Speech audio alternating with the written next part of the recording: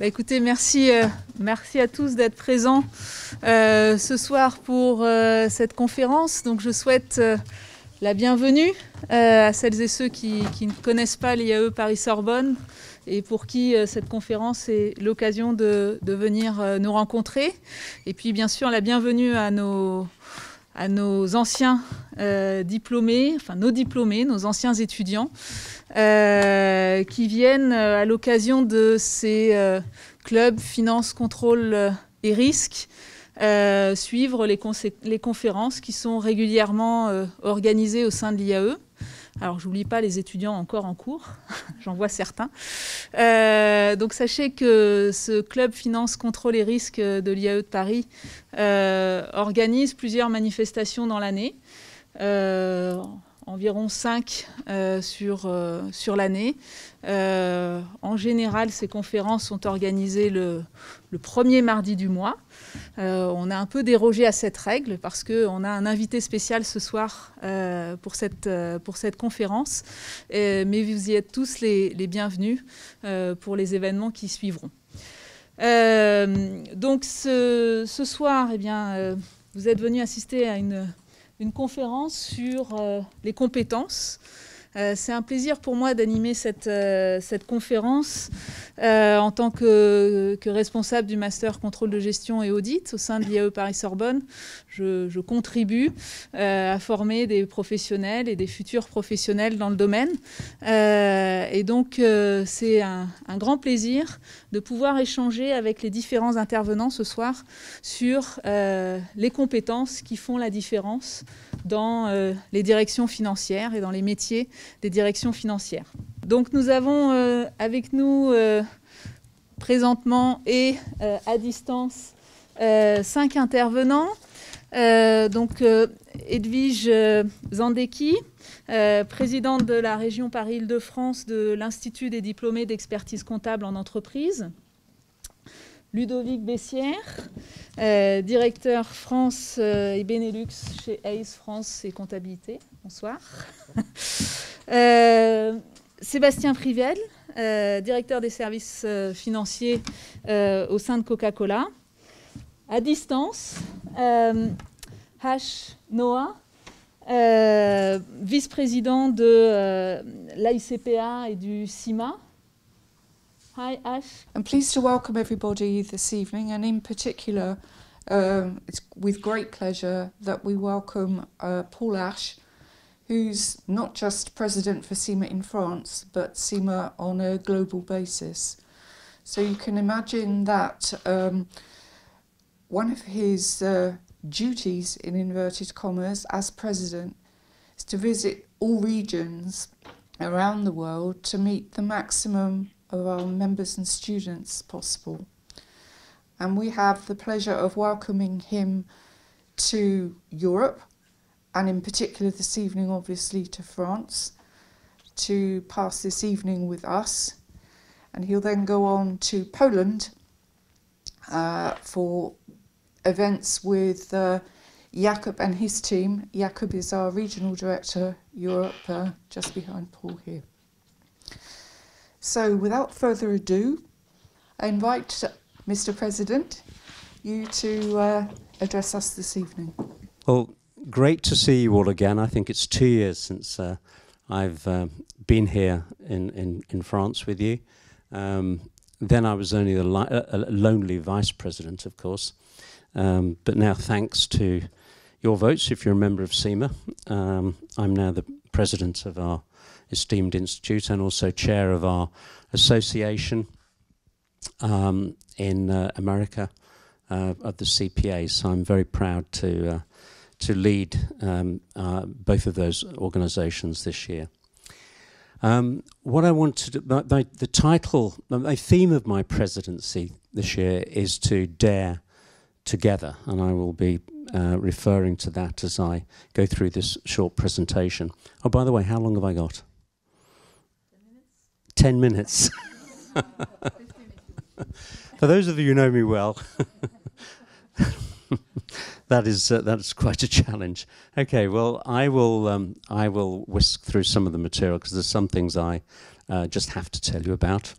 I wanted to, first of all, talk about my experience in Europe from a personal perspective. I first became responsible for the European region. Actually, it was Europe, Africa, and the Middle East for a Canadian bank, CIBC.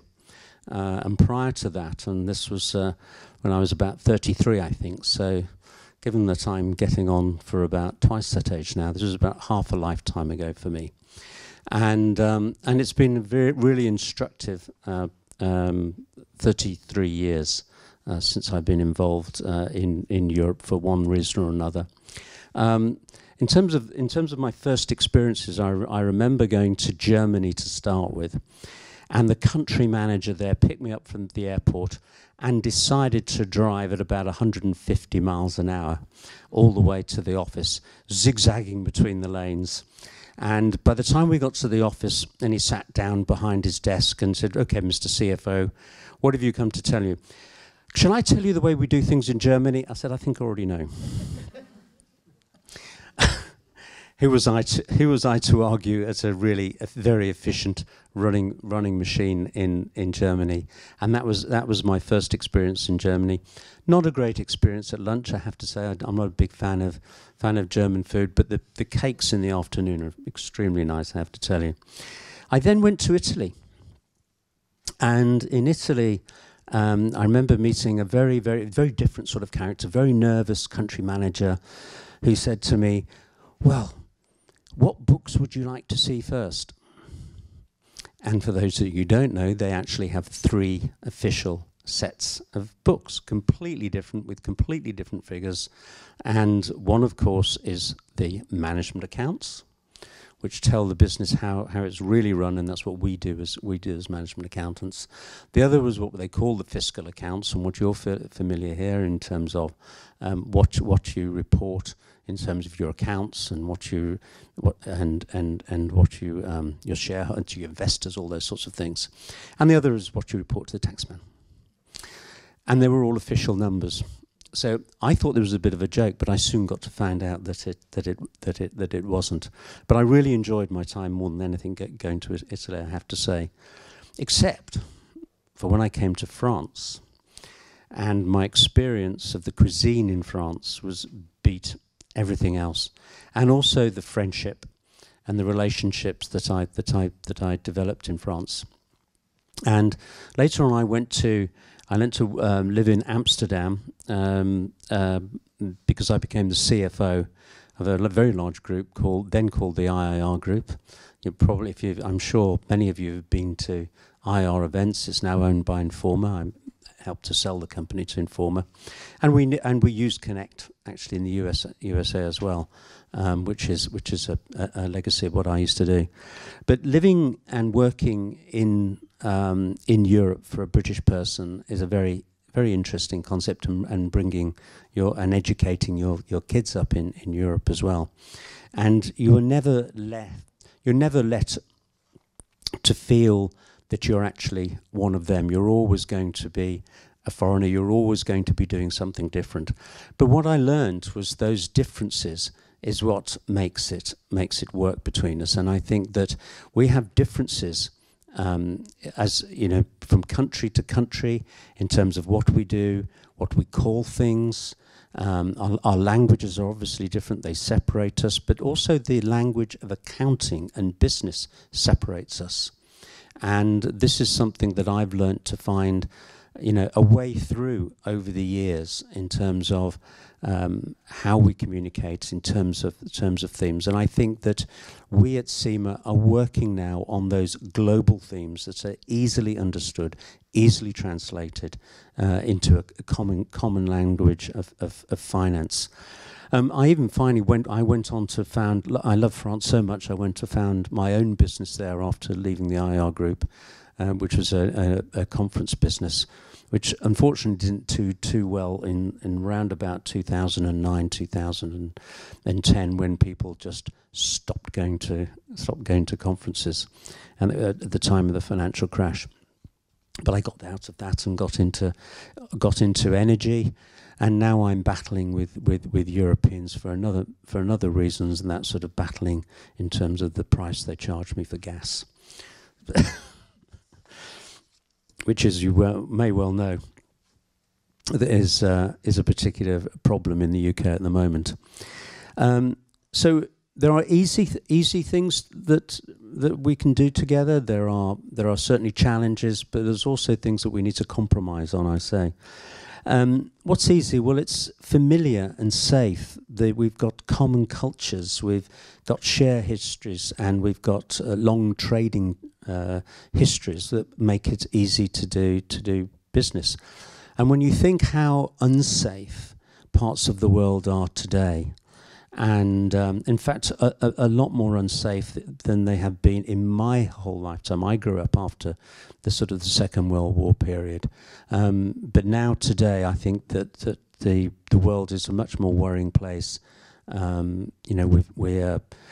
We're not only wearing masks for COVID and things and taking precautions on that, but we're also taking more precautions as well in terms of looking behind us the whole time, in terms of, being aware of what terrorist threats are there. So that, I do not underestimate the value of, feeling comfortable to do business and working with people that have common values and common ethics. We have challenges, of course, and those challenges include, obviously, language. I'm speaking to you tonight in English because it's a lot easier for me to address you today in a business language in English rather than and give you a business presentation than it is in my very poor social French, which I have a little un peu. And again, culture. We have cultural differences which flow into our business relationships and into misunderstandings as well in business relationships. And we have long-held rivalries. European countries, you've only got to look at something like football and the Champions League, that, the only time that a Manchester United supporter would ever wish Manchester City to win a game is probably against Paris Saint-Germain or Real Madrid. If it was Chelsea, it'd be another matter. But you take my point. And work ethics are different, and working hours are different. I remember, my first impression of the end of my working day, or what I thought was halfway through my working day in Amsterdam, was everybody disappeared at 5 o'clock. Where have they gone? I was used to working in London where you'd be working to 8, 9, 10 o'clock at night. And all of a sudden people are gone. But it was a different type of work that they did. And they also learnt to, they also taught me to enjoy myself more and prioritize things during the day. It wasn't about the elapsed time that you were in the office. So we've got lots to learn from each other, I think. But there are compromises, there are inefficiencies, there are unnecessary barriers. The UK has come out of Europe. What is that all about, But we must, whatever we do, we mustn't put up barriers. Whatever barriers that have been put up for us by politicians, we must try our best to take them down. And above all else, we must have free trade. We must have free movement of people. And we must have common values when it comes to education and so on. So, what unites us? Well, many things, and the common things now is technology. However hard we try to be different, we now have shared platforms, and we have to trust in those platforms. The advances in artificial intelligence and robotics now means that humans are no longer in control of the data that is produced. Firstly, through algorithms that are written by humans, yes, but now the robots, now the computers are writing those algorithms. I'm not saying it's completely out of control, but we need to be able to, as accountants, we need to be able to trust in the numbers, and so it's a huge challenge when we are struggling, quite frankly, to come to terms and understand how fast data moves, how fast numbers move. Coming over here, I was talking to a wonderful Parisian taxi driver who was insistent on showing me his Bitcoin portfolio and how fast it moved. And on his screen, on his phone, he had sort of lots of greens and reds. And I said, well, what's your position? He said, well, I don't know, but I just do it for the fun of it. And he said, I only need to make 300,000 euros and I'll be happy. He says, I win some, I lose some. But when I was sitting, as I sat in the back of the taxi and looking at this and looking at the screen and how fast this moved, here was a taxi driver. What taxi driver would be doing this, would have a Bitcoin portfolio? But he was very, very keen to show me one coin in particular. And let me get this right. It was called RTP. The RTP coin. Google it. And he'd invested 1,500 euros in the RTP coin, which was now trading at about 15,000. RTP stands for Re-elect Trump for President. The RTP coin has been coined by Donald Trump to fund his next electoral president, and there you have a Parisian taxi driver who wants to make a bit on the side, as it were, essentially funding his election. That is the world that we live in today.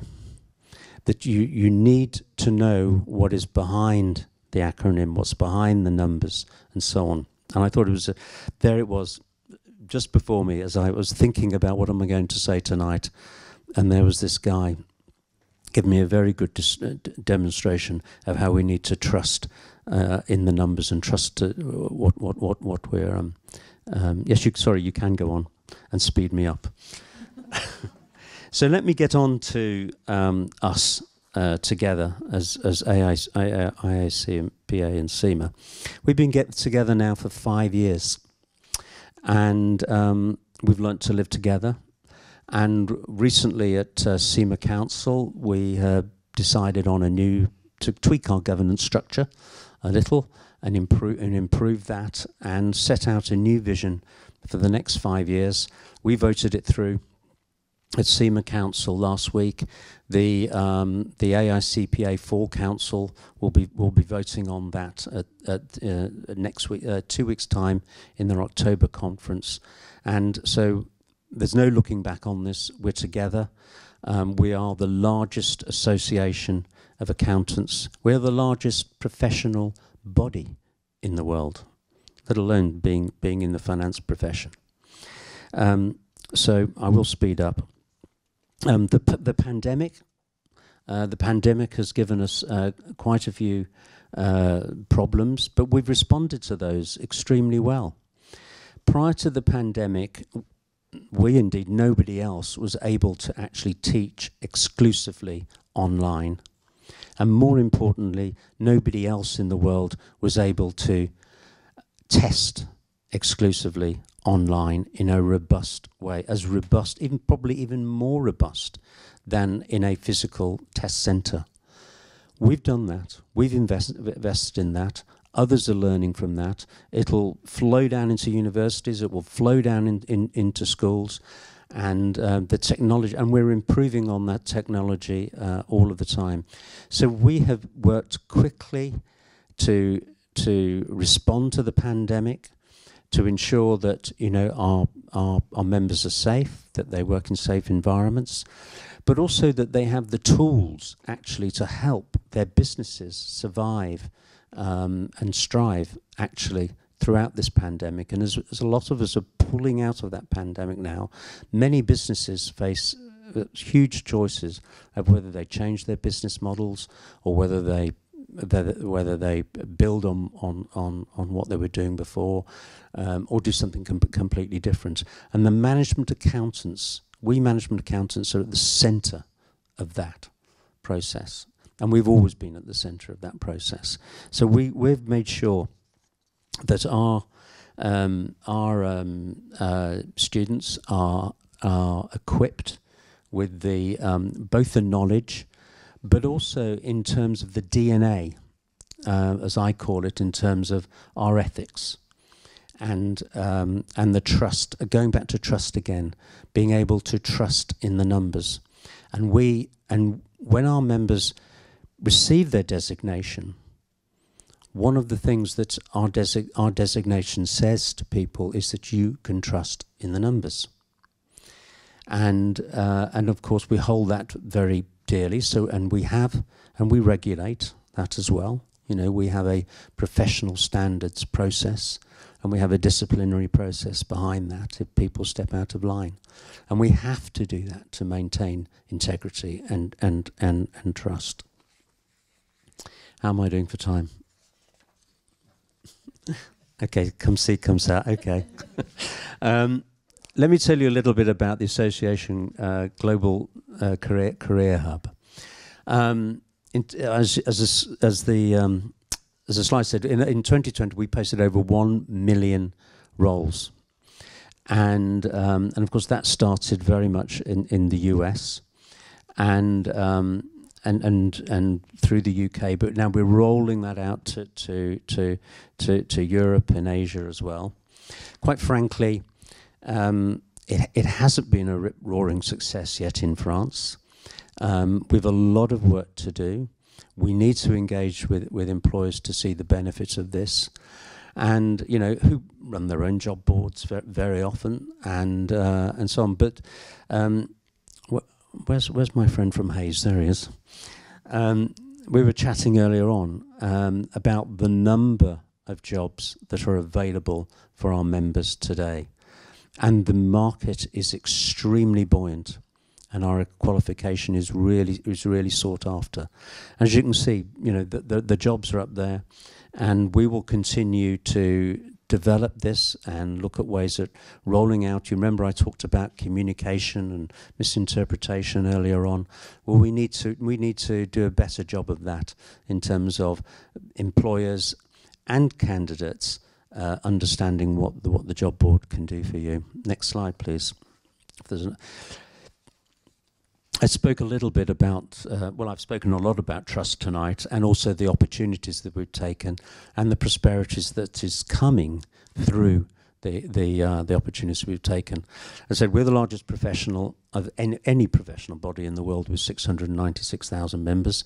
I don't know why we don't say approximately 700,000, by the way. But in almost 200 countries and territories. Do we have a slide talking about... Oh, thank you, okay. I wanted to say... You don't. I wanted to say something about the... a couple of things, which I know Ash Noah will be talking to you more about, and that is the CGMA competency framework. The CGMA competency framework was first introduced into the 2015 syllabus, and then it was revised and we made more of it in the 2019 syllabus. It's now a product that is downloaded by employees for business in general, not just as part of our syllabus, and it's something that we can be extremely proud of. That we've set a framework in terms of how, and a roadmap in terms of how people should be running their businesses. The other thing I wanted to talk to you very quickly about, and again Ash will be telling you more about this, are things like our finance leadership program, which gives you a different gateway into our qualification. And this is where we're looking out to embrace other professions other than ourselves, to work with engineers, to work with architects, to work with doctors and so on, and who are all in their own ways running businesses and running the finances of those businesses. So we want to do more of this in future. And it's not just about growing our qualification and our membership. It's about integrating those professions, and this is going to become extraordinarily important when we step up to the challenges of reporting on ESG, environment, societal, and governance issues. these are non-traditional finance things that we're reporting on. We will always be, as the CFO of an organisation, always in control of and being the architect of the annual reports, the reports to investors, and so on. And they won't just be looking at the financial numbers, anymore. They'll, in fact, probably the ESG reporting will be more important, as you've got funds out there that are only there for green investments. And it won't be good enough for a company to say, well, this is what we want to do. They're going to actually have to eventually show that they've actually done that they've actually reduced their carbon footprint, or they've actually introduced this new product. Or Shell, as it announced last year, 2 years ago now, that it was going to come out of all natural resources by 2040. This is an organisation that has 75% of its assets in coal, by the way, today. And so, but they're out there raising money today on the basis that they have a green credential out there. So, but it's up to us, as the guardians, if you like, of that information, and the people that are reporting on that information, to make sure that they've actually lived up to their promises. Anyway, I am sure I've run far beyond my allotted 10 minutes. Thank you very much. Merci beaucoup. Thank you. We will follow up the discussion with our CIMA members and representatives tonight. I will leave the floor to Hash. Hash Noah, you are VP of AICPA. From your point of view, can you give us what is making difference today when we want to enter a position in finance? Thank you very much. Yeah, I am responsible for the design, the delivery, the development of the CGMA qualification. And so all the research that goes into it, the competency framework, and then the examinations and the learning that comes out of it is my responsibility. So that's what I do. I'm a former CFO. I was the CFO for TNT, which you might have seen trucks running around, global logistics company. They've now been bought out by FedEx. So that's my background in logistics and express transportation. I've been with the association now for 9 years, and this is my latest role. And it is a delight to be with you all. And I'm very sorry, I'm the only one away from you all, so I appreciate your patience in connecting with me, engaging with me, and giving me this time. What I want to focus on today are the significant shifts that are occurring around us, all around us. Even within the last 2 years, what we've seen is 5 years worth of transformation, 5 years worth of technological transformation happening in just 2 years. And that has created a further shift in the types of competencies that are required, in the types of roles that are shaping up in the corporate environment. Business models have changed. In fact, the whole business operating system has been reset. And in that, we then come to our roles and look at how is this changing, and what are the type of skill sets and tool sets and competency sets and mindsets that we need to bring. That's what I want to focus on a little bit as we talk and develop this discussion. So also, I want to say up front that some of these skills that we will talk about are actually quite difficult to teach in a classroom. And so it is up to us as a professional body to start thinking about how do we generate skills that are fundamentally acquired through mentoring and through experience. And the Finance Leadership Program has been a real success in trying to present to the learners a situation analysis that really helps them build some of these skill sets. When you look at the role of finance, we've had to add technology and automation, which is really driving the reporting and questioning part of our roles. And so we come to the table with technical skills and the imperative to acquire the strategic and the business and the social skills that allow us to communicate, that allow us to collaborate, and allow us to co-create value are unique. And those are the kind of skills that we really focus on as we develop our curriculum, as we develop our exams, we develop simulations around exams. And the imperative is for us to move not just to report numbers and question them, but to really be a part of the solution, to be able to understand what these insights mean and to act upon them. I was speaking to a CFO of a big technology company, and they have automated their forecasts totally. And finance is not involved in their forecasting. And his words to me made me stop and think. He said, Ash, what is the value that we create when we do a forecast? It's actually zero. You finish a forecast, you put in all this effort, but the value you've added is actually zero. It's what you then do with that forecast and the actions that you take as a result of what the forecast is showing you, and the solutioning and the deploying of the corrective actions. That is what really creates the value. So in order to do that, we need to make the shift towards the strategic business and social skill sets.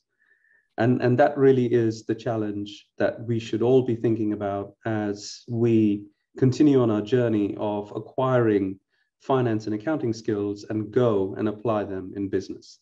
The other shift I want to talk about in the next slide, please, is this shift of the type of roles that are available within an organization. And so this shift, what this shift is doing is it's automating a significant amount of activity in the lower levels of the organizations.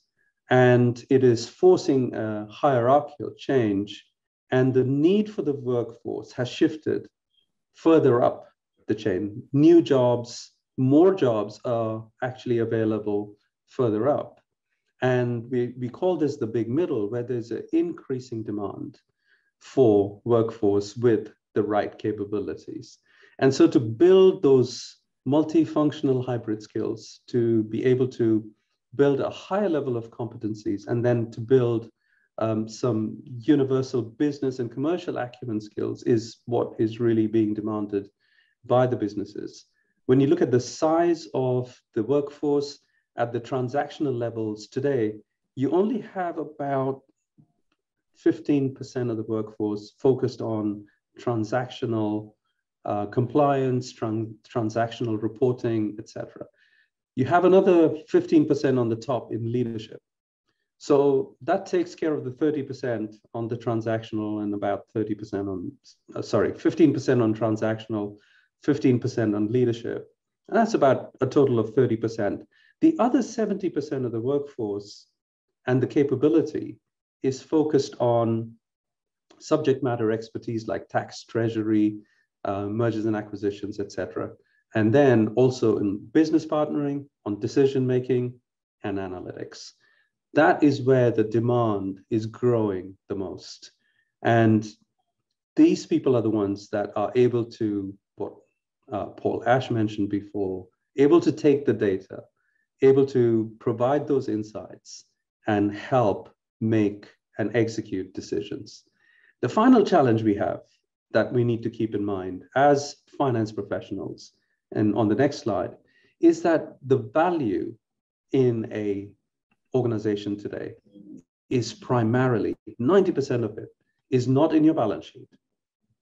It's not in your P&L. So if we as finance professionals focus on the P&L and balance sheet, we are participating in 10% of the value. The other 90% of the value is created in the non-financial, non-manufactured capital. And that is in the intellectual capital, in the relationship capital, in the human capital, and also any natural capital that is either used or consumed as a part of the value creation process. So finance needs to be comfortable in dealing with intangibles. There are no accounting rules around the intangibles. I'm not talking about the goodwill that is brought into the books on acquisition. I'm not talking about the patents and other IP that is recorded. This is outside of the balance sheet. And so we've got to start getting comfortable with generating value in the 90%. And we can only do that if we participate in the business model of your enterprise. Paul Ash spoke about the competency framework. This is the framework which reflects the balance between the skill requirements and the competency requirements, and the balance between the technical and business skills, which you really need for the first two boxes around information and insight. And then the influence and impact, you need the people and leadership skills. But in today's world of data, if you are not able to understand data, data structures, data sources, and understand the technologies to leverage that data, we are going to die. So I look at data as oxygen for the professionals.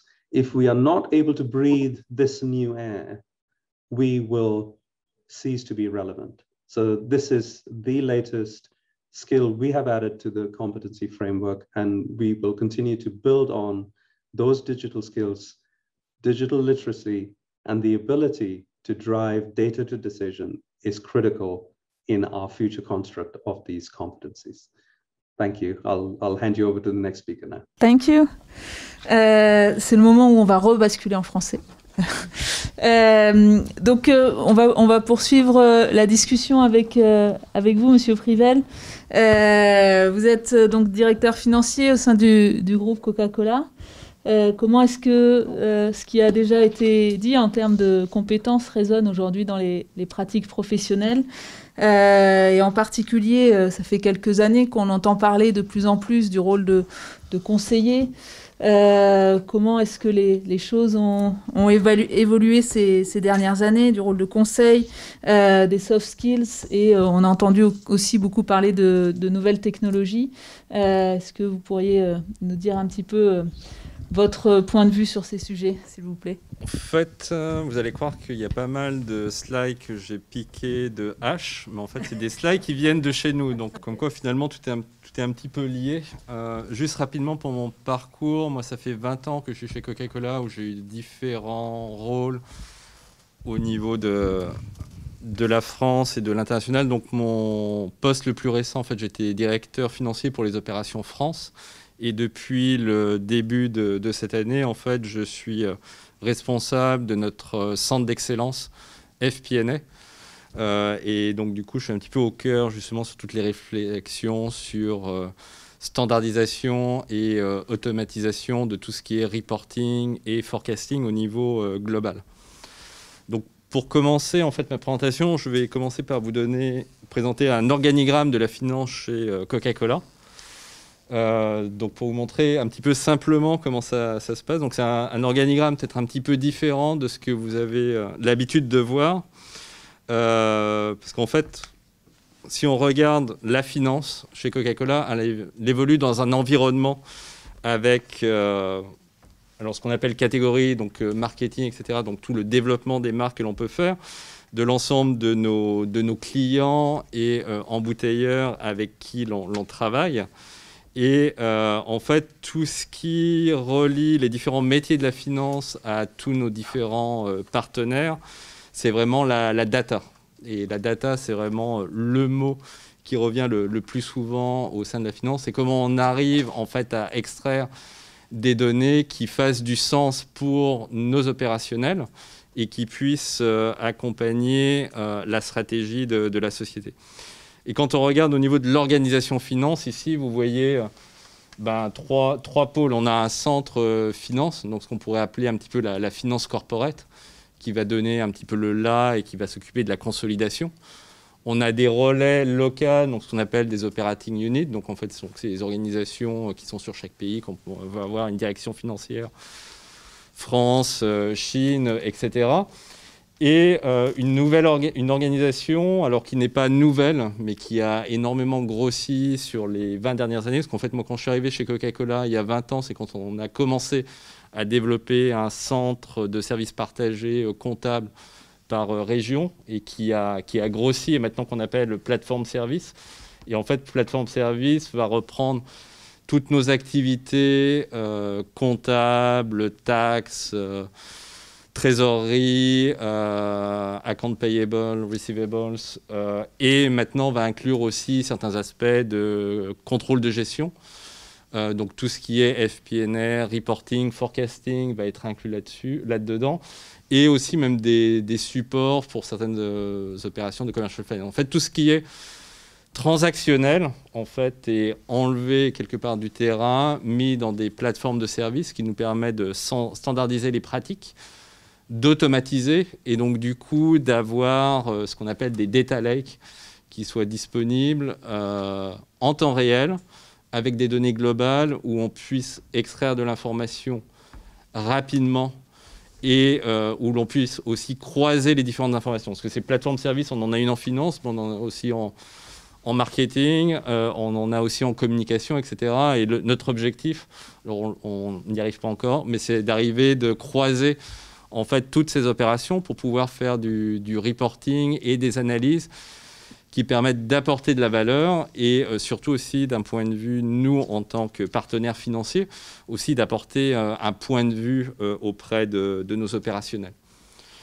Donc si je reviens, je pense qu'il doit y avoir le deck ici un petit peu à l'arrière. En fait, tout ce que vous voyez en fait dans la pyramide de H, voilà, tout ce qui est justement shared service, tech, automation, c'est vraiment le parcours que nous on a suivi sur les 3 dernières années. Et le Covid a fortement accéléré les choses. Donc, par exemple, moi, l'organisation dont je suis en charge, en fait, la décision de lancer cette organisation a été prise au mois de novembre. J'ai pris la direction au mois de janvier. En avril, on a fait nos premiers essais pour faire les premiers reporting et les premiers forecasts. Et maintenant, au mois d'octobre, on est en train de passer à la phase 2 pour regarder comment automatiser et accélérer. Et du coup, en termes de manpower, justement, on a beaucoup moins de gens qui sont en train d'impliquer. Parce que plus vous standardisez, plus vous simplifiez, forcément moins vous avez besoin de personnes. On fait appel aussi à des partenaires extérieurs en termes de shared service, mais qui ont aussi leur rôle, la vocation à diminuer avec le temps. Par contre, toute la partie business partnering, key insight, etc., c'est quelque chose où les équipes ont été étoffées en local et avec des compétences nouvelles. C'est-à-dire qu'on demande à nos financiers de pas d'avoir forcément que des connaissances comptables, mais c'est beaucoup plus large. Alors, je vais revenir sur mes slides à moi en termes de framework. Mais voilà un petit peu les 5 piliers pour nous en termes de compétences. Et c'est exactement... Alors là, c'est pas sur un joli cercle, mais on a plutôt sur des briques. Mais ce que vous voyez en termes de compétences clés, ce qui est au centre déjà, c'est toutes les compétences digitales. Donc ça, c'est quelque chose qui est clé. On demande maintenant à nos associés en finance d'avoir maîtrisé les ERP classiques, maîtriser Excel, mais aussi Power BI, Tableau, Visual Basic, etc. Donc ça devient un point clé d'un point de vue de recrutement. Donc on a les technical skills, donc qui sont avec en premier bien sûr les financial skills qui sont clés. Donc on a besoin de savoir des gens qui maîtrisent les concepts comptables, qui ont des notions de taxes, qui maîtrisent bien leur connaissance de contrôle de gestion. Ça c'est un point, c'est la base. Je dirais que c'est un petit peu le minimum, le prérequis. Mais quand on regarde un petit peu les différentes briques, c'est vraiment la première couche. C'est-à-dire que si vous n'avez pas ça, vous n'allez pas sur l'étape d'après et ce sera difficile de grandir dans la société. Donc, data technique assez classique, je dirais maintenant sur la plupart des sociétés. La partie technique, c'est la base. La partie business, donc on a besoin de gens, de financiers qui s'intéressent à notre business, qui comprennent le business et qui puissent parler le langage des opérationnels.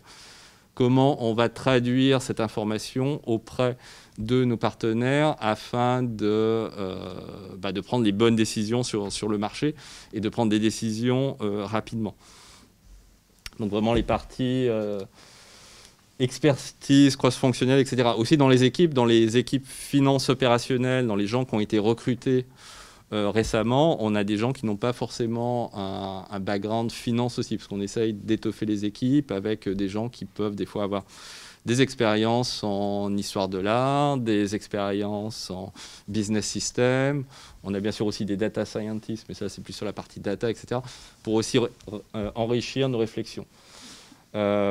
Toute la partie leadership est aussi importante, parce que comme vous voyez dans la pyramide, quand même, on a sur la partie qui est plus strategic thinking, etc., aussi animation d'équipe, de compétences et la possibilité de travailler en réseau, en international, en virtuel est clé. Si je prends par exemple mon équipe, j'ai 75 personnes qui sont dans 40 pays différents. Donc c'est comment on collabore sur les projets de manière aussi asynchrone, parce que quand on a quelqu'un qui est à Vancouver, quelqu'un qui est à Tokyo, quelqu'un qui est à Lagos et moi qui suis à Paris, c'est des fois un petit peu difficile de faire des meetings de projet à une heure qui soit convenable pour tout le monde. Donc c'est comment on arrive à l'idée des projets, donc le project management, faire le strategic thinking et comment travailler de manière collaborative et digitale.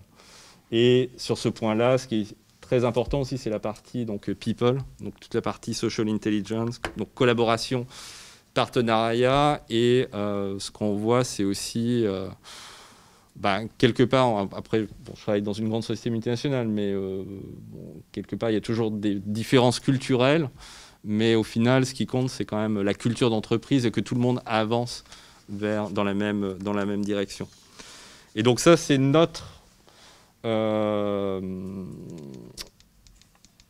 framework de compétences. Et voilà, c'était le framework de compétences de H. Et après, j'étais en train de regarder, en train de me dire, j'ai l'impression qu'on est à peu près dans le même ordre, mais voilà, c'est la même chose. On a digital skills qui est en premier, technical, business, people, leadership.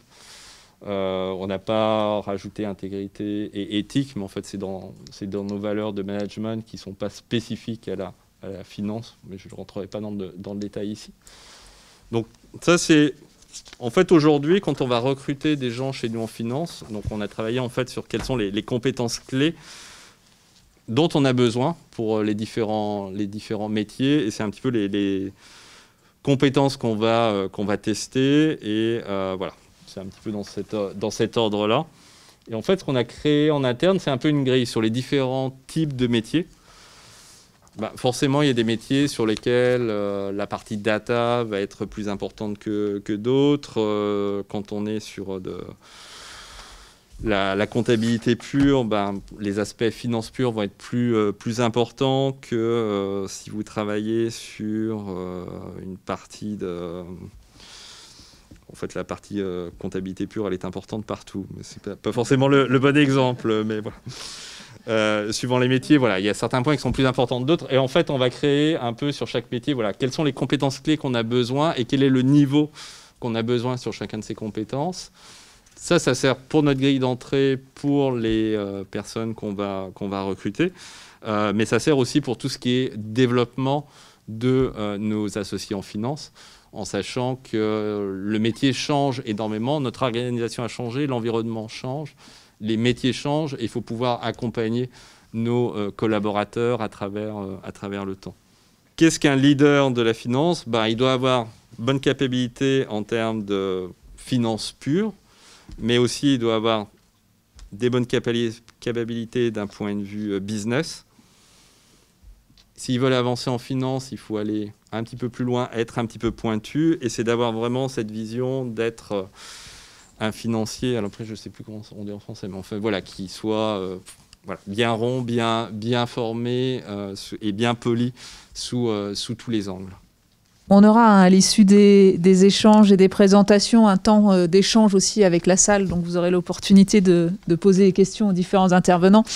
Je voulais maintenant laisser la parole à Edwige Zandecki Donc, vous allez vous présenter, mais vous êtes présidente de la région Paris-Île-de-France pour les diplômés en expertise comptable qui exercent en entreprise. Et il se trouve que le CE a collaboré avec ACE récemment pour produire une étude sur le parcours des experts comptables en entreprise. Donc, je voulais vous laisser la parole pour présenter un peu les résultats de cette étude et voir en particulier comment les compétences qui viennent d'être présentées par nos différents intervenants se trouvent mises en application dans les parcours de ces experts comptables qui exercent aujourd'hui dans le milieu de l'entreprise. Alors effectivement, je ne vais pas répéter cette présentation très juste qui a été faite par Marion. Néanmoins, je vais préciser quel est mon métier. Parce que là, vous connaissez ma fonction au sein de CE, mais pas mon métier. Et aujourd'hui, même si je suis diplômée d'expertise comptable, je n'exerce pas du tout en entreprise. Mais par contre, j'y suis tout le temps. En fait, je suis business coach et j'interviens auprès des entreprises et des dirigeants pour les faire avancer. Donc forcément, quand on parle de la finance et quand on parle des soft skills, on est pile poil dans le métier en fait.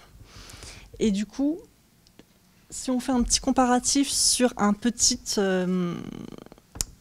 état des skills qui sont attendus aujourd'hui au sein des entreprises, on ne parle pas des compétences.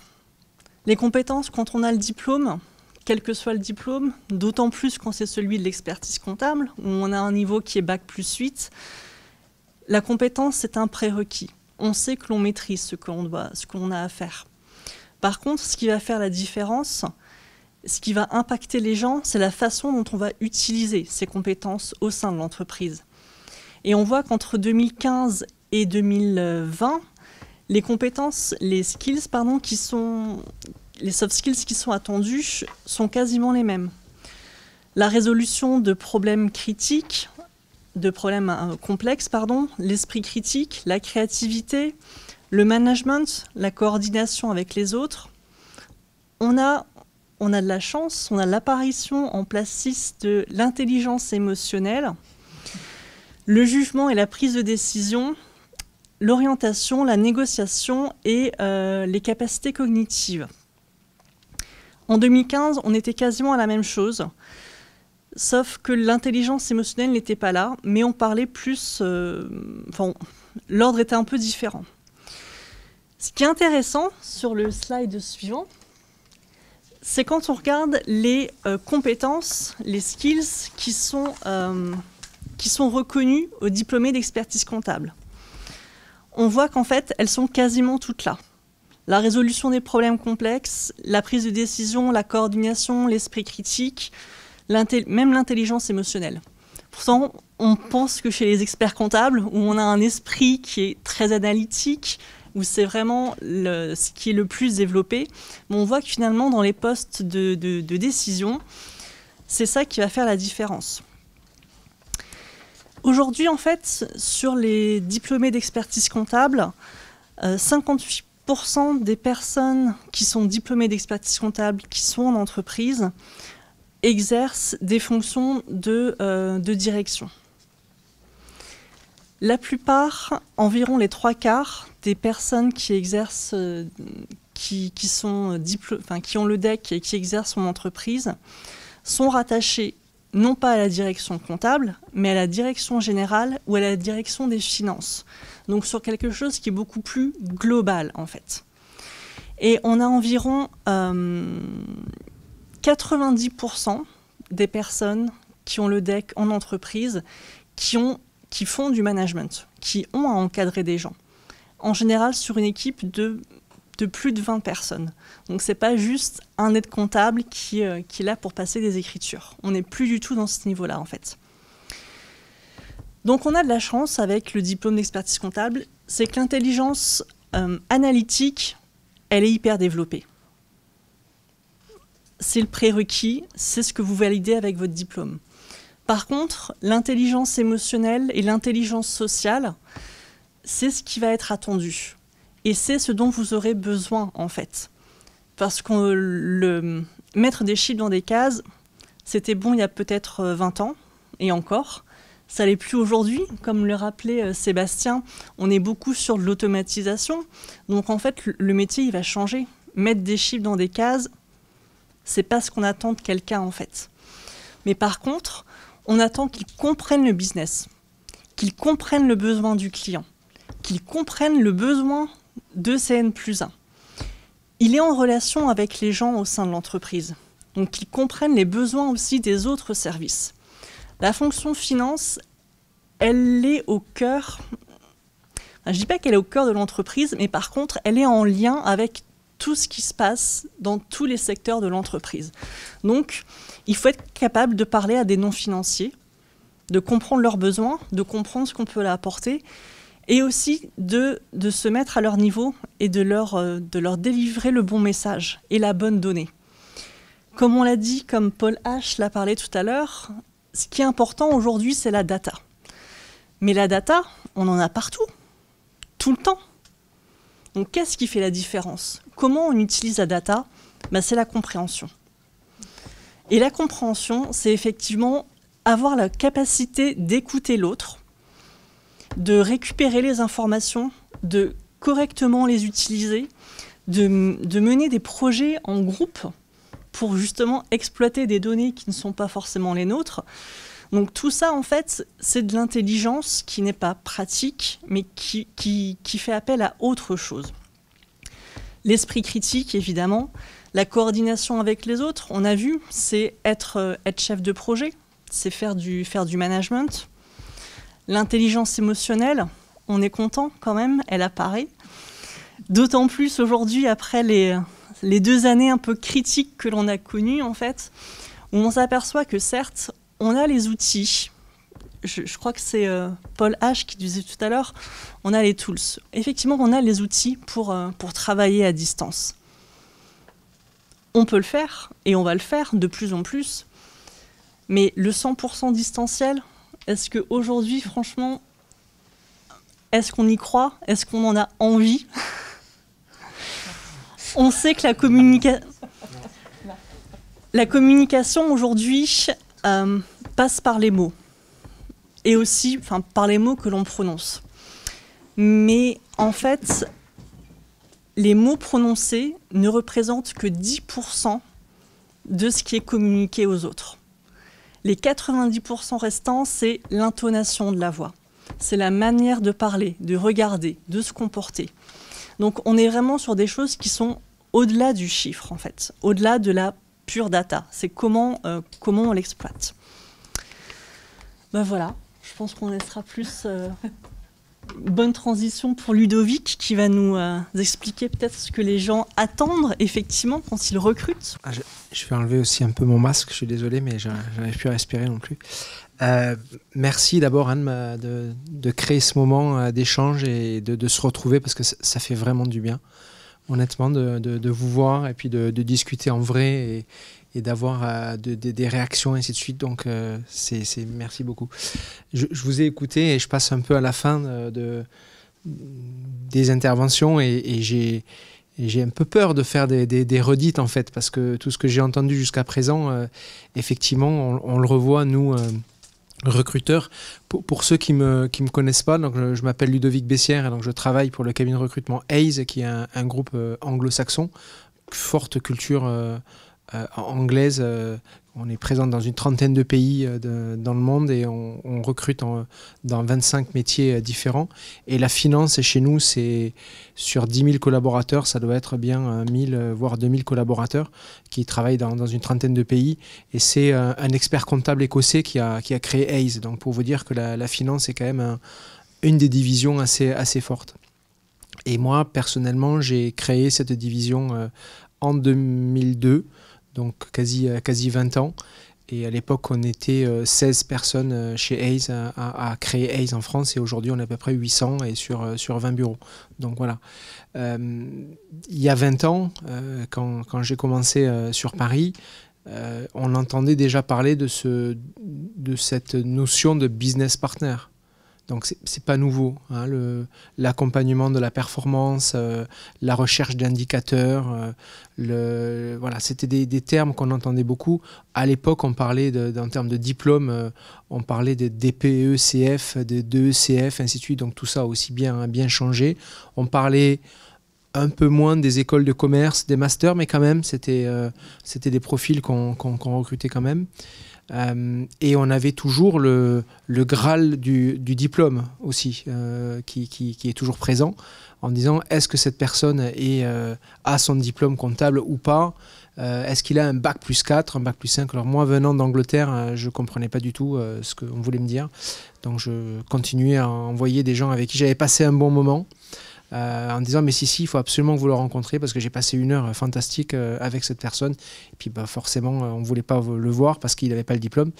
Mais si je vous dis ça, c'est parce que ça me fait écho, ce qu'on se dit aujourd'hui sur les soft skills, sur la capacité d'une personne à dialoguer, à écouter, voilà, à interpréter, à avoir de l'intelligence émotionnelle pour comprendre l'autre, ainsi de suite.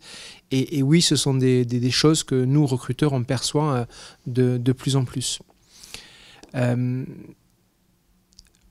La finance, c'est aussi un monde qui a beaucoup évolué dans sa vision dans le monde de l'entreprise.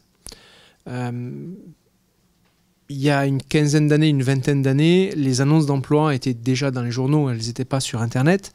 Mais dans les journaux, on avait des grands pavés avec nous recherchons nos managers, nous recherchons nos futurs talents. On avait une prédominance quelque part de l'aspect humain, mais au sens leadership, au sens homme en fait. On avait les DRH qui étaient très présents et qui avaient un poids assez fort sur déjà des notions de transformation de compétences, de futurs managers, de décideurs, ainsi de suite. Et les crises sont passées par là, 2008 et autres, subprime et ainsi de suite. Et là, Edwige, je m'oppose un peu à ce que vous dites, mais je pense que si la finance est devenue au cœur de l'entreprise, en fait, on a vu ce swap, on a ce shift, on a parlé de headcount, on a mis en place des indicateurs, on a recherché des gens capables de transformer l'entreprise, digitaliser l'entreprise, parce que cette robotisation et ainsi de suite, elle n'est pas venue toute seule. Donc progressivement, on a eu besoin d'attirer ces compétences et finalement, la seule personne dans l'organisation qui avait la vision à 360 degrés et qui comprenait un business model et qui allait chercher des financements, vous avez la question, c'était la direction financière. Donc, du coup, on a eu ce pouvoir et cette belle notoriété, cette belle vitrine de la direction financière. Mais les banques et les financeurs aussi ont été beaucoup plus attentifs à la qualité d'une direction financière. On a eu des recrutements il y a une dizaine d'années où le directeur financier disait non, je refais ma direction financière, je recrée un service de contrôle de gestion qui tient la route avec des reportings, avec tout un système, un nouvel ERP, ainsi de suite, parce que soit le fonds, soit la banque nous demandent l'identité, le pédigré de notre organisation financière. Okay, donc voilà, tout ça, c'est pas nouveau. Donc pour vous dire que quelque part, jeune futur financier qui est un peu dans la salle, cultiver finalement cette culture de business, cultiver aussi cette dominante de l'entreprise, parce que vous allez en avoir de plus en plus besoin. Ceci étant dit, et si on se rapproche et si on se recentre sur la période actuelle et ce qu'on vit aujourd'hui, en tant que recruteur, on a vraiment l'impression depuis quelques mois, juin, juillet, août, qu'on sort de cette crise, qu'on sort de la tête haute quelque part. On a eu au fur et à mesure des confinements et des déconfinements, des annonces gouvernementales et ainsi de suite, des stop and go. On a eu des entreprises qui ont tout coupé et puis qui ont relancé. Mais en termes d'activité, le mois d'août, pour nous, recruteurs, qui traditionnellement est un mois assez flat et assez difficile parce que tout le monde part en vacances, on a fait un record de nombre de placements chez Hays en finance et partout dans toutes les divisions. Donc, pour vous dire que l'activité a été là. Si je me concentre plus sur la finance et sur les profils et sur les compétences demandées à ces jeunes financiers et ces seniors, d'une manière globale, c'est la vocation. C'est la vocation de métier. C'est le seul mot que je n'ai pas trop entendu ce soir. Mais quelque part, c'est l'amour quelque part et l'intérêt qu'on porte à un métier qu'on exerce.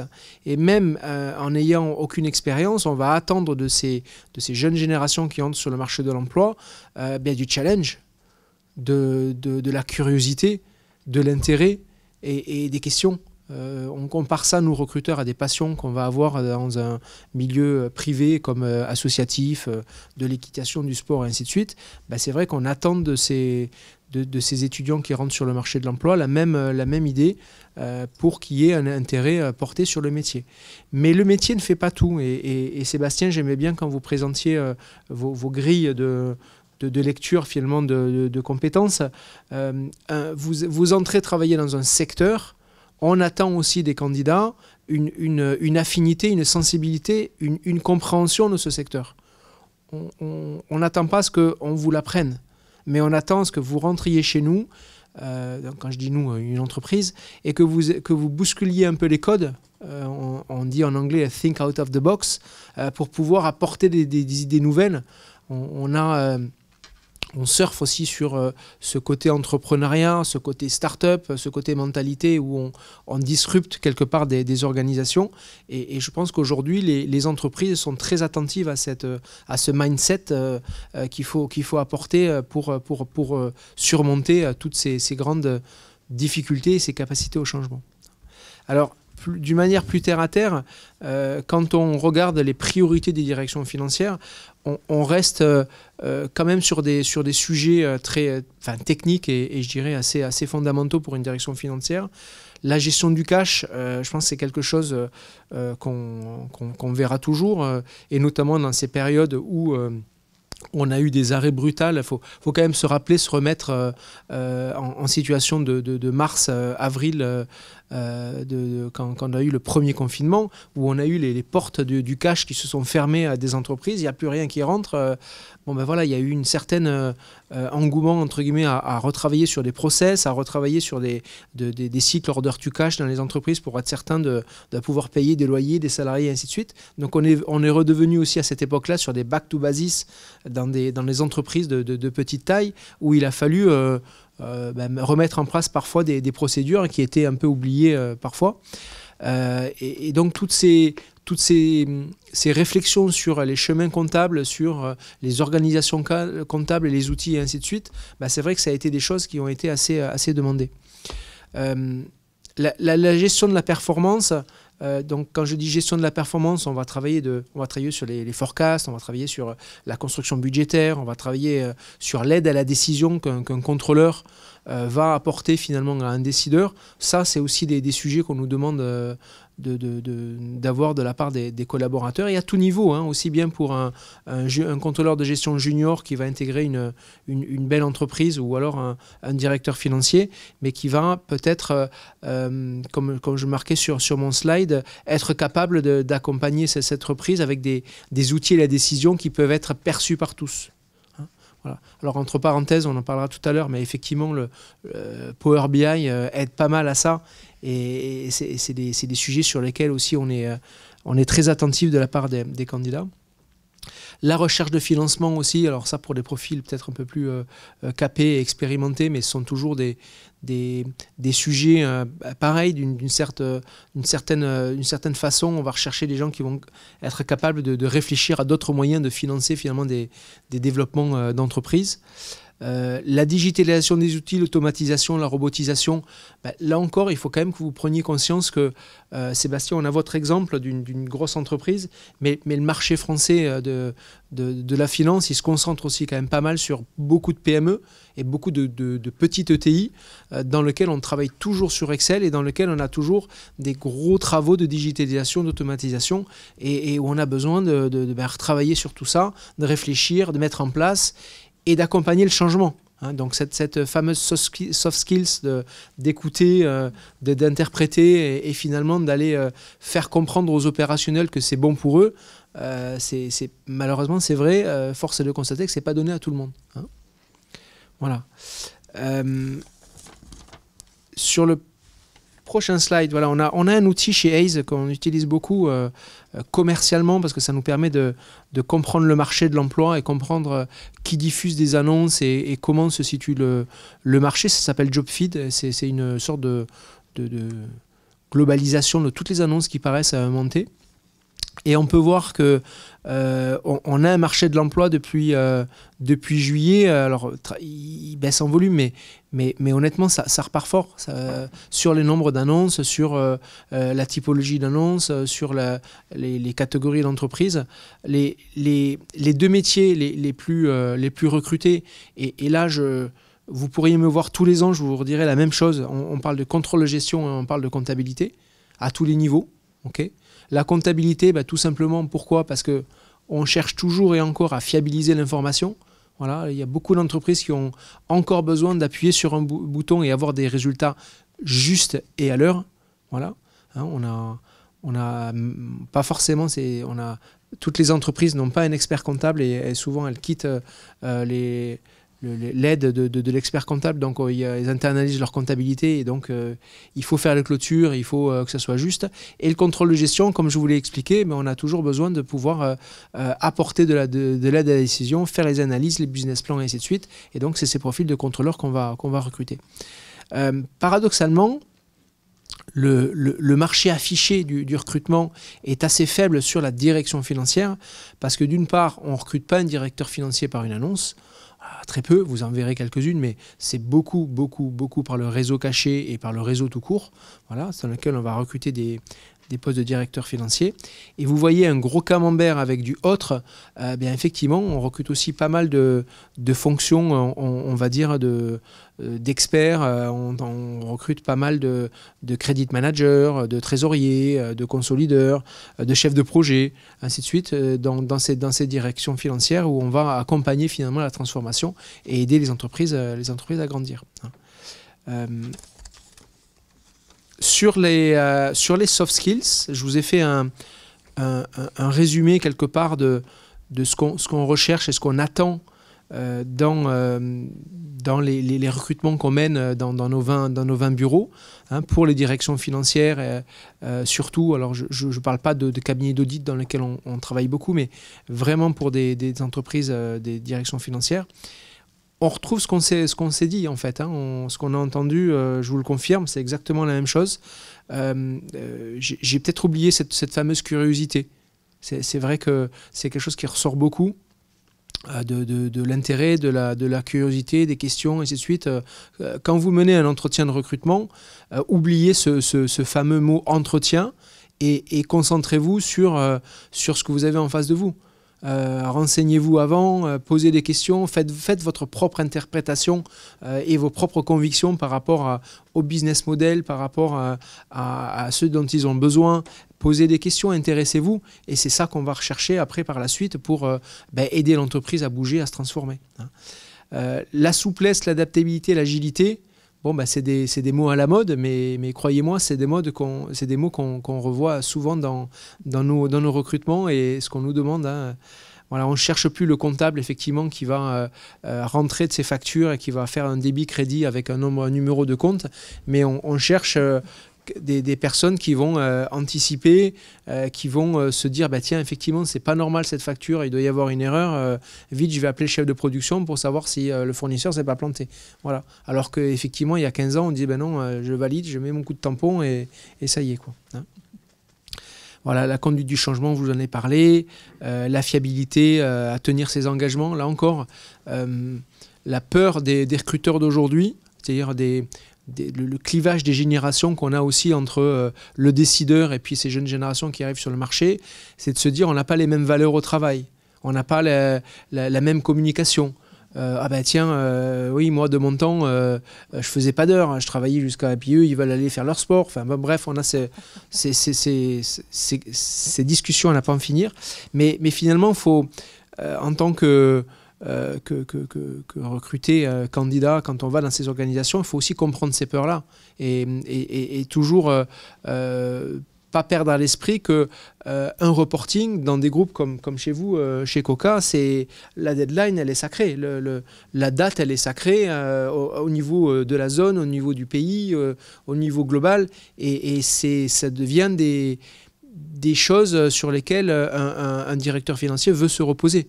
Hein. Donc il y a cette sécurité à apporter dans la « je m'engage », oui, je m'engage pour une tâche et finalement ce que je recherche en tant que décideur, c'est d'avoir des gens qui comprennent mon projet et qui ont des valeurs communes, comme disait tout à l'heure Paul, à partager en fait. Hein.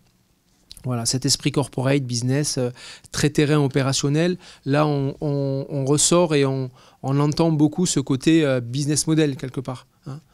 Finalement, l'entreprise doit conquérir des parts de marché pour se développer. Je vous la fais rapide, mais voilà, toute entreprise doit grandir. Ben, la personne qu'on va intégrer dans notre projet d'entreprise, quelle qu'elle soit, en marketing, en finance, en vente ou peu importe, elle va devoir acquérir ce même projet d'entreprise et faire en sorte qu'elle apporte, et j'ai entendu ça tout à l'heure, elle apporte de la valeur et elle puisse faire avancer l'entreprise dans la même direction.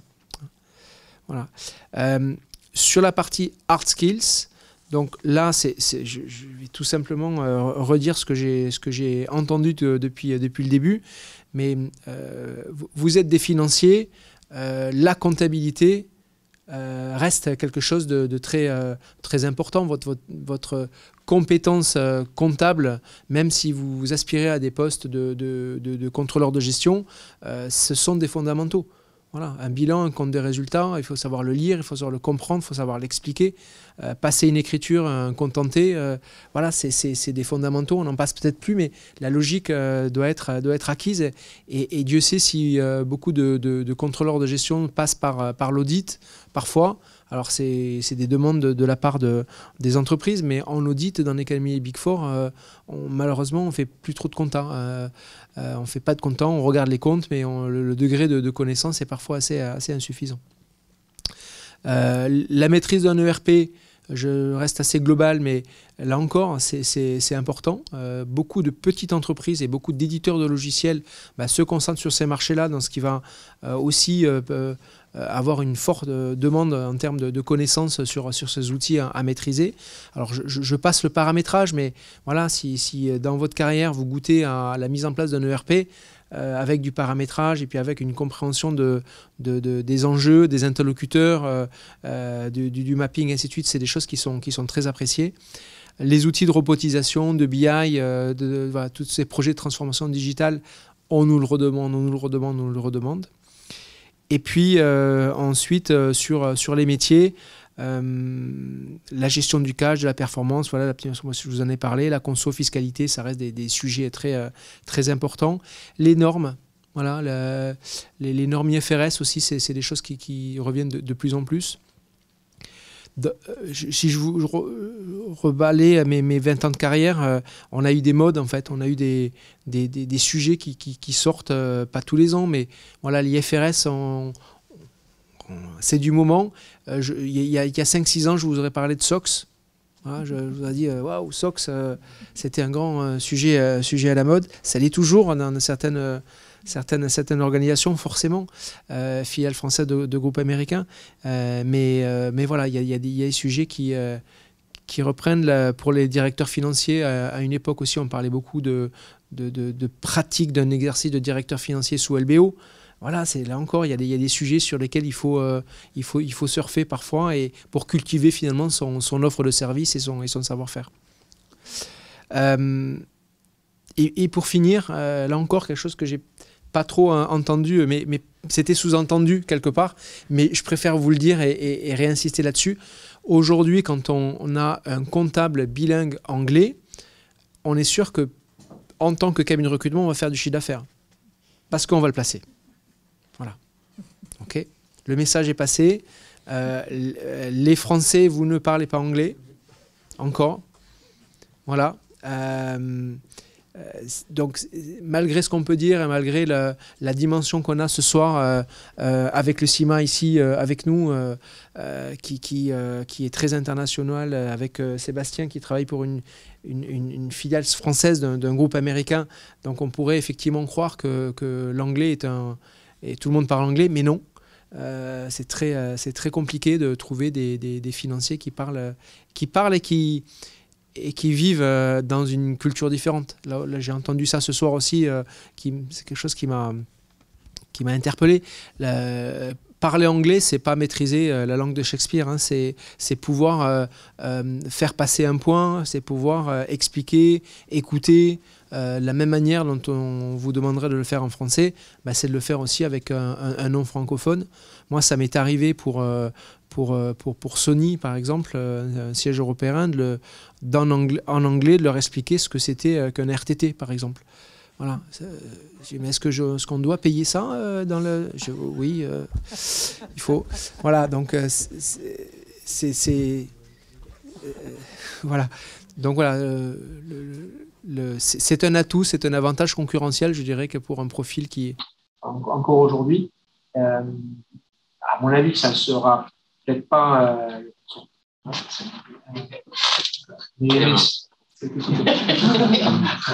mais c'est important. Au niveau des outils, c'est vrai qu'on a... Quand j'ai posé la question, en fait, pour ce soir, j'ai posé la question à mes... on a une trentaine de consultants aujourd'hui qui recrutent spécifiquement pour la direction financière. Donc, je leur ai envoyé un email, je leur ai dit, voilà, c'est pour vous, c'est quoi les changements, c'est quoi les attentes, et ainsi de suite. Et c'est sûr que ce Power BI, cet outil, et revient, en fait. Tous m'ont dit, oui, on a beaucoup d'entreprises qui nous demandent des collaborateurs avec Power BI. Et alors, pour être honnête, mes jeunes consultants qui arrivent en finance et qui sont issus d'écoles de commerce ou qui ont recruté des profils comptables et ainsi de suite, nous sommes des consultants en recrutement, on n'est pas des financiers. Hein. Mais ils disent, mais tiens, c'est quoi ce Power BI? Donc, on leur montre ce que c'est, ainsi de suite, tout ça. Mais c'est arrivé tellement rapidement, finalement, dans ces organisations, dans ces petites organisations, que finalement, on a du mal à en trouver. On a du mal à trouver des passionnés de cet outil-là qui vont le manipuler, savoir aussi mettre en avant l'information qu'on veut faire passer, parce que tout le monde sait faire un graphique sur Excel ou sur un outil. On va pouvoir le schématiser assez facilement, mais pouvoir interpréter la bonne donnée, pouvoir aller chercher la donnée dont on a besoin, l'automatiser, ainsi de suite, c'est un autre débat. Donc, c'est vrai que c'est important. On nous parle aussi de ClickView, voilà, dans les entreprises. La suite Office avec la base Excel, là encore, c'est un prérequis et peut-être d'une manière assez avancée aussi. Voilà, avec les macros, avec tout ce qu'on peut comprendre de l'utilisation avancée d'Excel.